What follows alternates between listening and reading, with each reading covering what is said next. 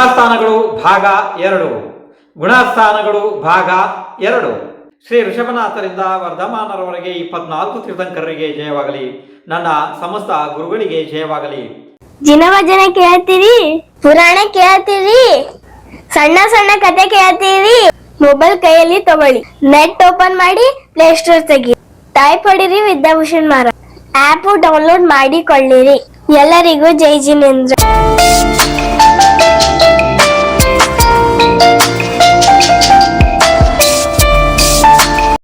ನಿನ್ನೆ ನೀವು ಹೋಗುವಾಗ ಹೇಳಿದ್ದೆ, ಒಂದು 100 ಪುಟದ ಪುಸ್ತಕ, ಒಂದು ಹೊಸ ಪುಸ್ತಕ ಮತ್ತು ಒಂದು ಪೆನ್ನು ತರ್ರಿ ಅಂಥೇಳಿ. ಏಕೆಂದರೆ ನೀವು ಇಲ್ಲಿ ಏನು ಬರೆದಿದ್ದಿದೆ ಅದನ್ನು ಬರೆದುಕೊಂಡು ಹೋಗ್ರಿ.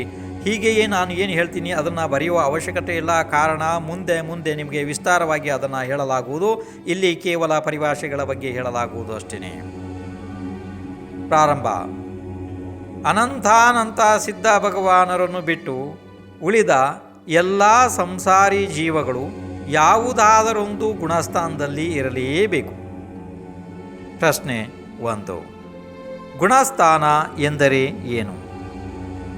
ಉತ್ತರ: ಮೋಹ ಮತ್ತು ಯೋಗದ ನಿಮಿತ್ತದಿಂದಾಗುವ ಆತ್ಮ ಪರಿಣಾಮಗಳ ತಾರತಮ್ಯತೆಯನ್ನು ಗುಣಸ್ಥಾನ ಎನ್ನುತ್ತಾರೆ. ಮೋಹ ಅಂದರೆ ಮೋಹನೀಯ ಕರ್ಮ ಎಂದು ತಿಳಿಯಿರಿ. ಮೋಹ ಕರ್ಮದ್ದು 2 ಭೇದಗಳು ಇದ್ದಾವೆ: ದರ್ಶನ ಮೋಹನೀಯ ಮತ್ತು ಚಾರಿತ್ರ್ಯ ಮೋಹನೀಯ.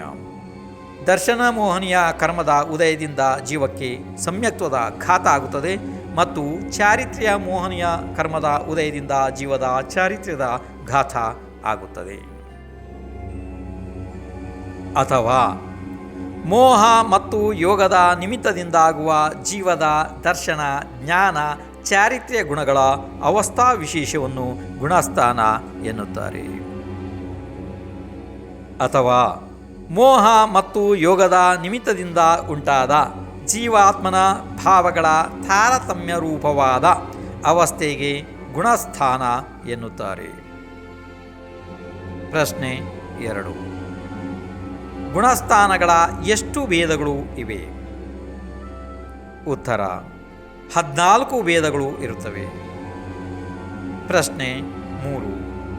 14 ಭೇದಗಳು ಯಾವುವು? ಉತ್ತರ: 1. ಮಿಥ್ಯಾತ್ವ ಗುಣಸ್ಥಾನ. 2. ಸಾಸಾಧನ ಗುಣಸ್ಥಾನ. 3. ಮಿಶ್ರ ಗುಣಸ್ಥಾನ. 4. ಅವಿರತ ಸಮ್ಯಕ್ತ್ವ ಗುಣಸ್ಥಾನ.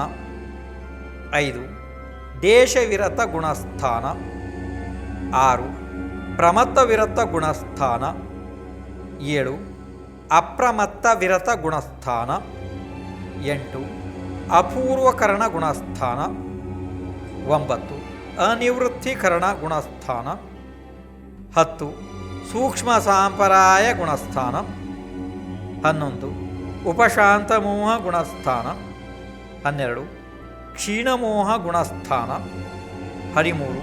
ಸಯೋಗ ಕೇವಲಿ ಗುಣಸ್ಥಾನ. 14. ಅಯೋಗ ಕೇವಲಿ ಗುಣಸ್ಥಾನ. ಪ್ರಶ್ನೆ: ಮಿಥ್ಯಾತ್ವ ಗುಣಸ್ಥಾನ ಎಂದರೆ ಏನು? ಉತ್ತರ: ಮಿಥ್ಯಾತ್ವ ಕರ್ಮದ ಉದಯದಿಂದ ಆಗುವ ತತ್ವಗಳ ಅಶ್ರದ್ಧೆಯನ್ನು ಮಿಥ್ಯಾತ್ವ ಎನ್ನುತ್ತಾರೆ. ಮಿಥ್ಯಾತ್ವ ಕರ್ಮದ ಉದಯವಿರುವ ಜೀವಕ್ಕೆ ಮಿಥ್ಯಾ ದೃಷ್ಟಿ ಎನ್ನುತ್ತಾರೆ. ಇಲ್ಲಿ ಸ್ವಲ್ಪ ನೋಡಿಕೊಳ್ಳ್ರಿ.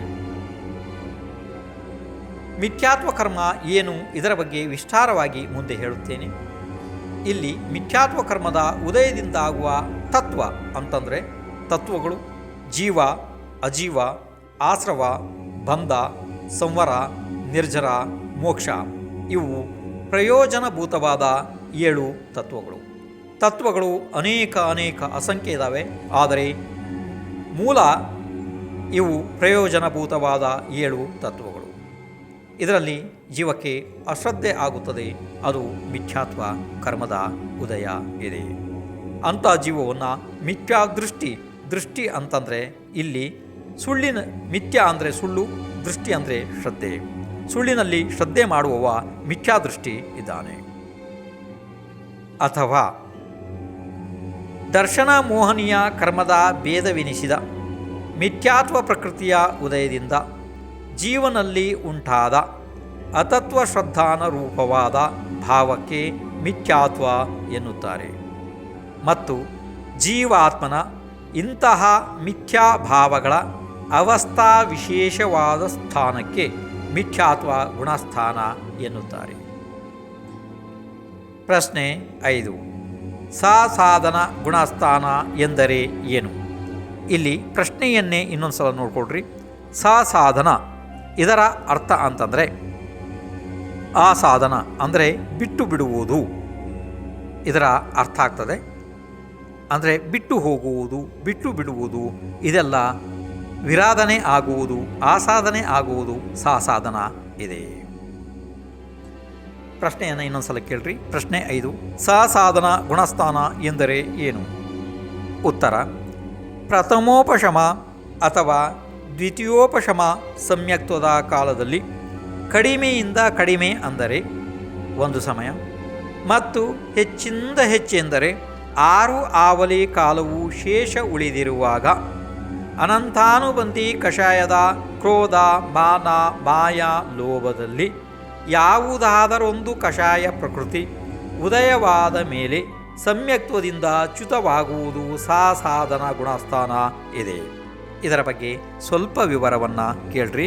ವಿಸ್ತಾರವಾದ ವಿಷಯವನ್ನು ಮುಂದೆ ಹೇಳಲಾಗ್ತದೆ. ಪ್ರಥಮೋಪಶಮ ಅಂತಂದರೆ ಅನಾದಿ ಕಾಲದಿಂದ ಜೀವ ಮಿಥ್ಯಾತ್ವದಲ್ಲಿ ಇದೆ. ಅಂಥ ಜೀವಕ್ಕೆ ಪ್ರಪ್ರಥಮವಾಗಿ ಉಪಶಮ ಸಮ್ಯಕ್ ದರ್ಶನ ಆಗುತ್ತದೆ. ಅದು ಪ್ರಥಮೋಪಶಮ ಸಮ್ಯಕ್ ದರ್ಶನ. ಮತ್ತು ದ್ವಿತೀಯೋಪಶಮ ಅಂತಂದರೆ 7ನೆಯ ಗುಣಸ್ಥಾನವರ್ತಿ ಯಾವುದಾದರೂ ದಿಗಂಬರ ಮುನಿಗಳಿಗೆ ಅವರಿಗೆ ಕ್ಷಾಯಿಕ ಸಮ್ಯಕ್ ದರ್ಶನ ಇರುವುದಿಲ್ಲ, ಕ್ಷಾಯೋಪಶಮಿಕ ಸಮ್ಯಕ್ ದರ್ಶನ ಇರ್ತದೆ. ಅಂಥ ಸಮಯದಲ್ಲಿ ಕ್ಷಾಯೋಪಶಮಿಕ ಸಮ್ಯಕ್ ದರ್ಶನವನ್ನು ತೆಗೆದುಕೊಂಡು ಶ್ರೇಣಿಯಲ್ಲಿ ಆರೋಹಣ ಮಾಡಲು ಆಗುವುದಿಲ್ಲ. ಆವಾಗ ಅಂತಹ ಮುನಿಗಳಿಗೆ ದ್ವಿತೀಯೋಪಶಮ ಸಮ್ಯಕ್ ದರ್ಶನ ಆಗುತ್ತದೆ. ಇದರ ವಿಸ್ತಾರ ವಿಷಯವನ್ನು ಮುಂದೆ ಹೇಳಲಾಗ್ತದೆ. ಪ್ರಥಮೋಪಶಮ ಅಥವಾ ದ್ವಿತೀಯೋಪಶಮ ಸಮ್ಯಕ್ತ್ವದ ಕಾಲದಲ್ಲಿ ಕಡಿಮೆಯಿಂದ ಕಡಿಮೆ ಅಂದರೆ ಒಂದು ಸಮಯ ಮತ್ತು ಹೆಚ್ಚಿಂದ ಹೆಚ್ಚೆಂದರೆ 6 ಆವಲಿ ಕಾಲ. ನೋಡಿ, ಆವಲಿ ಅನ್ನುವುದು ಒಂದು ಕಾಲ ಅಂತಂದರೆ ಒಂದು ಆವಲಿ ಒಂದು ಸಮಯ ಆಯಿತು ಅಂದರೆ ಅದು ಜಗನ್ಯ ಅಂತರ್ಮುಹೂರ್ತ. ಮತ್ತು 48 ನಿಮಿಷಗಳಿಗೆ ಒಂದು ಸಮಯ ಕಡಿಮೆ ಇದ್ದರೆ ಅದು ಉತ್ಕೃಷ್ಟ ಅಂತರ್ಮುಹೂರ್ತ. ಈ ಜಗನ್ಯ ಅಂತರ್ಮುಹೂರ್ತ ಮತ್ತು ಉತ್ಕೃಷ್ಟ ಅಂತರ್ಮುಹೂರ್ತಗಳ ಮಧ್ಯದಲ್ಲಿ ಅಸಂಖ್ಯಾತ ಪ್ರಕಾರದ ಅಂತರ್ಮುಹೂರ್ತಗಳು ಬರ್ತವೆ.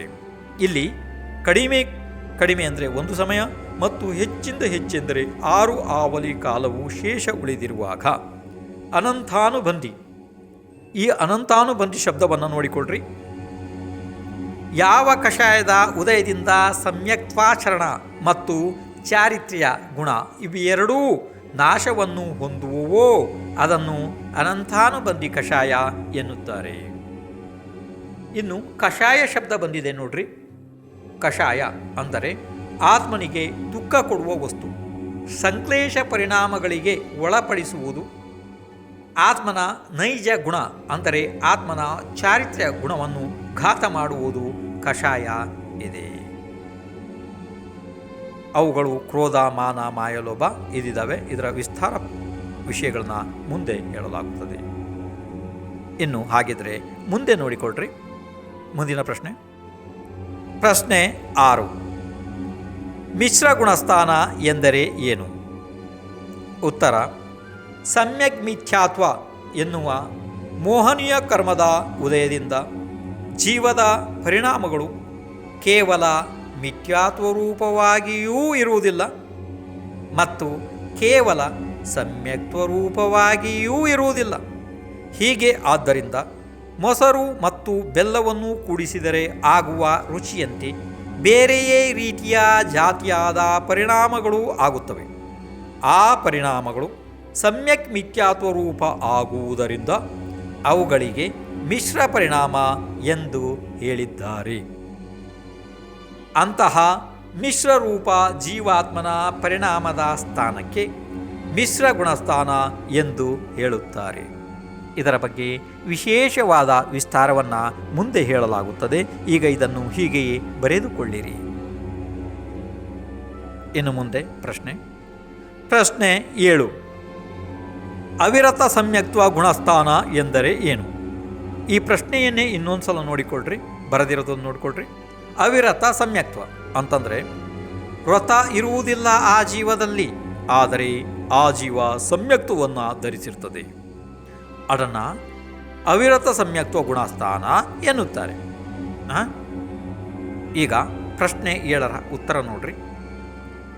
ಸಮ್ಯಕ್ ದೃಷ್ಟಿ ಜೀವ ಉಪದಿಷ್ಟ ಪ್ರವಚನವನ್ನು ನಿಯಮದಿಂದ ಶ್ರದ್ಧೆ ಮಾಡುತ್ತದೆ ಮತ್ತು ಸ್ವಯಂ ತಾನೂ ತಿಳಿಯದೆಯೇ ಗುರುವಿನ ನಿಯೋಗದಿಂದ ಅಸದ್ಭುತ್ ಅರ್ಥದ್ದೂ ಶ್ರದ್ಧೆ ಮಾಡುತ್ತದೆ. ಅಂದರೆ ಸಂಕ್ಷಿಪ್ತ ಅರ್ಥ ಹೇಳ್ತೀನಿ ಕೇಳ್ರಿ. ಸಮ್ಯಕ್ ದೃಷ್ಟಿ ಜೀವ ಜಿನೇಂದ್ರ ಭಗವಾನರು ಉಪದೇಶ ಮಾಡಿರುವಂತಹ ತತ್ವಗಳಲ್ಲಿ ನಿಯಮದಿಂದ ಅದು ಆ ತತ್ವಗಳನ್ನು ಶ್ರದ್ಧೆ ಮಾಡ್ತದೆ ಮತ್ತು ತಾನು ಸ್ವಯಂ ಅಜ್ಞಾನಿ ಇರುವುದರಿಂದ ತಿಳಿಯದೆಯೇ ಯಾವುದಾದರೂ ಗುರುಗಳು ಅಂದರೆ ದಿಗಂಬರ ಗುರುಗಳು ಹೇಳಿರುವಂಥ ವಿಷಯದಲ್ಲಿ ಅಕಸ್ಮಾತ್ ಯಾವುದಾದರೂ ಅಜ್ಞಾನದ ಕಾರಣದಿಂದ ಸುಳ್ಳು ತಪ್ಪು ಅಂಶಗಳು ಬಂದರೂ ಕೂಡ ಅದು ಜಿನೇಂದ್ರ ದೇವರು ಹೀಗೆಯೇ ಹೇಳಿದ್ದಾರೆ ಎಂದು ಆ ಜೀವ ಶ್ರದ್ಧೆ ಮಾಡುತ್ತದೆ. ಆ ಜೀವದ ಸಮ್ಯಕ್ತದಲ್ಲಿ ಯಾವ ದೋಷವೂ ಇಲ್ಲ. ಇದರ ವಿಸ್ತಾರ ವಿಷಯವನ್ನು ಮುಂದೆ ಹೇಳಲಾಗ್ತದೆ. ಈಗಿಷ್ಟನ್ನೇ ಬರ್ಕೊಳ್ರಿ, ಕೆಳಗಡೆ ನೋಡ್ಕೊಳ್ರಿ. ಅಥವಾ ಯಾವ ಜೀವವು ಇಂದ್ರಿಯ ವಿಷಯಗಳಿಂದ ಹಾಗೂ ತ್ರಸ ಮತ್ತು ಸ್ಥಾವರ ಜೀವಗಳ ಹಿಂಸೆಯಿಂದ ವಿರಕ್ತಿಯನ್ನು ಹೊಂದಿರುವುದಿಲ್ಲ. ಇಲ್ಲಿಗೊಂದು ಸ್ವಲ್ಪ ನಿಲ್ರಿ ಅರ್ಥ ನೋಡ್ಕೊಳ್ರಿ. ಯಾವ ಜೀವವು ಇಂದ್ರಿಯ ಅಂದರೆ ಇಂದ್ರಿಯ ಯಾವುದು? ಸ್ಪರ್ಶನ, ರಸನ, ಘ್ರಾಣ, ಚಕ್ಷು, ಶ್ರೋತೃ ಅಥವಾ ಕರ್ಣ ಇಂದ್ರಿಯ. ಇವು 5 ಇಂದ್ರಿಯಗಳು.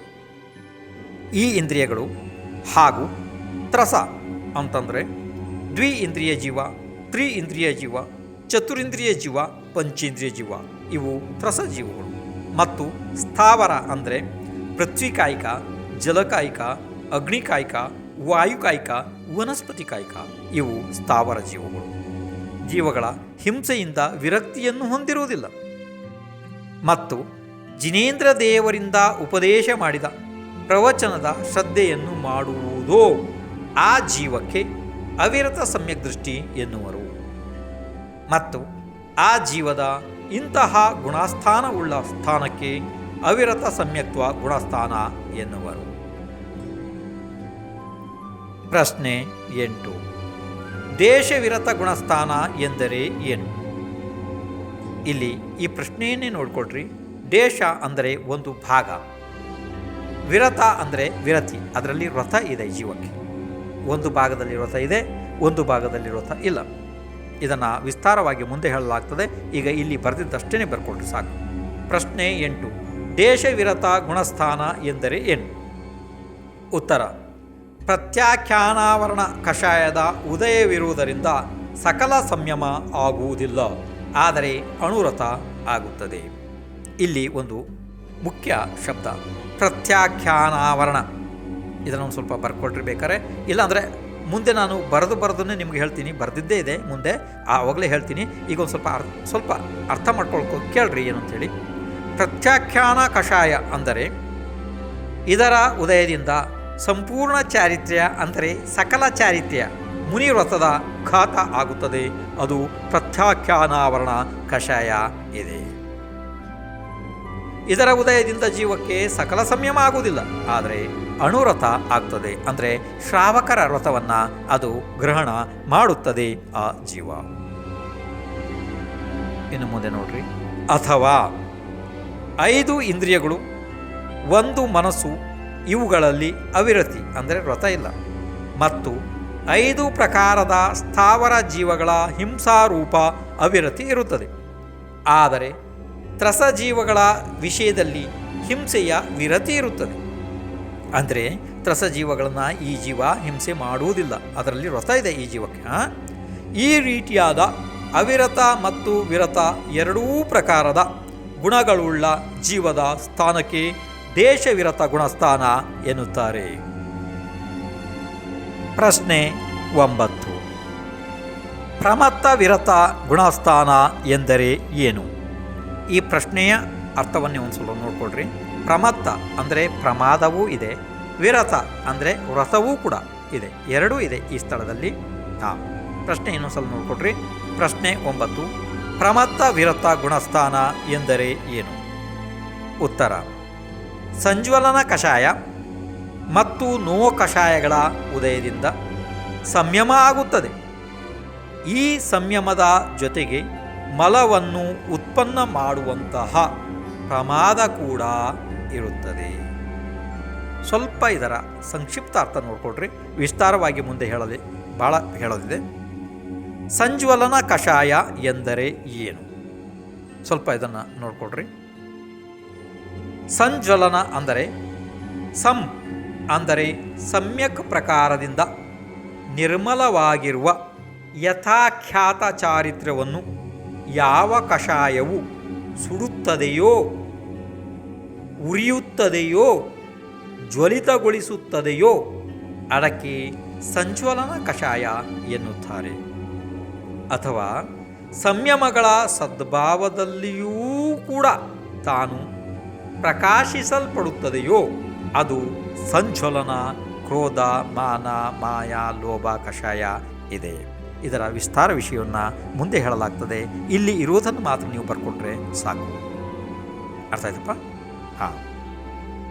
ಇಲ್ಲಿ ಮುಂದೆ ನೋಡ್ರಿ ಬರ್ದಿರೋದು. ಅಥವಾ ಸರ್ವಘಾತಿ ಚಾರಿತ್ರ್ಯ ಮೋಹನೀಯ ಕರ್ಮ ಪ್ರಕೃತಿಗಳ ಕ್ಷಯಕ್ಷಮವು ಇರುವುದರಿಂದ ಸಕಲ ಸಂಯಮವು ಇರುತ್ತದೆಯಾದರೂ ಕೂಡ ಯಾವ ದಿಗಂಬರ ಮುನಿಗಳಿಗೆ ಪ್ರಮಾದದ ಸದ್ಭಾವ ಕೂಡ ಇರುತ್ತದೆ ಅದಕ್ಕೆ ಪ್ರಮತ್ತ ವಿರತ ಎನ್ನುತ್ತಾರೆ. ಆದ್ದರಿಂದ ಪ್ರಮಾದ ಹಾಗೂ ವಿರತಿ ಇವು ಎರಡೂ ಇರುವ ಜೀವದ ಸ್ಥಾನಕ್ಕೆ ಪ್ರಮತ್ತ ವಿರತ ಗುಣಸ್ಥಾನ ಎಂದು ಹೇಳುತ್ತಾರೆ. ಇಲ್ಲಿ ಒಂದು ಶಬ್ದ ಬಂದಿದೆ, ಏನು ಅಂತಂದರೆ ಸರ್ವಘಾತಿ ಅಂತಂದರೆ ಸಂಪೂರ್ಣ ರೂಪದಿಂದ ಘಾತ ಮಾಡುವಂಥದ್ದು ಸರ್ವಘಾತಿ. ಆದರೆ ಆ ಸರ್ವಘಾತಿ ಚಾರಿತ್ರ್ಯ ಮೋಹನೀಯ ಕರ್ಮದ ಇವರಿಗೆ ಕ್ಷಯಕ್ಷಮ ಇದೆ.